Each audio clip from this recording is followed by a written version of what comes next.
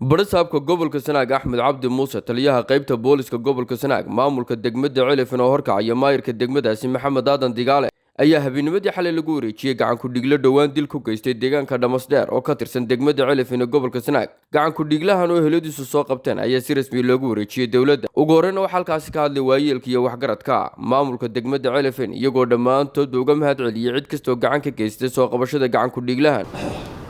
waxaanu aad iyo aad idinkaga mahadnaqaynaa sidii wanaagsaneyd ee maalintii hore labadiina daraf walba wixii ku aadanaa uu u qabtay baanu idinkaga mahad celinaynaa horta idinna waa yeesheen inaad doontaan gacan ku dhiiglihii darafkan dhibtu gaadhayna waa naga yeeleen inay aasaan meydkii iyadoo aan lahayn gacan ku dhiiglihii waxaan u mahad celinayaa odayaasha iska xil saaray gacan ku dhiiglihii maalintii dhoweyd buurta ninka ku dilay oo sida ay isaga xil saareen cuqaashooda iyo salaadiintooda iyo waayeelkooda iyo waxgaradkoodaba runtii wallaahi sir qurux badan oo niyad sami ah ayaa aniga kulli ila muuqataa waxaan aad iyo aad ugu mahad celinayaa beeshii sida la sheegay ka hawlgashay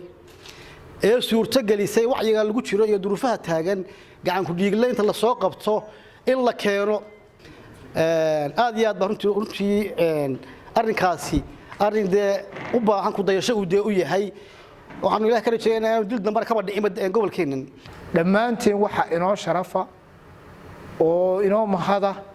in maanta ninkii gacan ku dhiigle ahaa ee dilka geystay halkan caawa lagula kala wareegayo waxayna intaasi ku timi dadaal aan kala had lahayn hadday tahay madax dhaqameedka iyo hadday tahay dawladda iyo hadday tahay cid kastaba ay halkii ay kaga habboonayd ay iska taagtay ayaa inoo suuro gelisay inay arrintani ay dhacdo inoo qabsoonto waa mahad ilaahay gabagabadiina barasaabka gobolka Sanaag Axmed Cabdi Muuse taliyaha qaybta booliska gobolka Sanaag ayaa sidoo kale dardaaran iyo duco u soo jeediyay labadan arday walaalaha wadada fiican ay u horseedeen bulshada gobolka Sanaag waxaan leeyahay bulshada deegaankan ceergaabo ku nool ama dhammaanba ummadda reer Somaliland yaan la gacan siinin wax dilay in la fakiyo oo dabada la mariyo iyo aakhiratoonna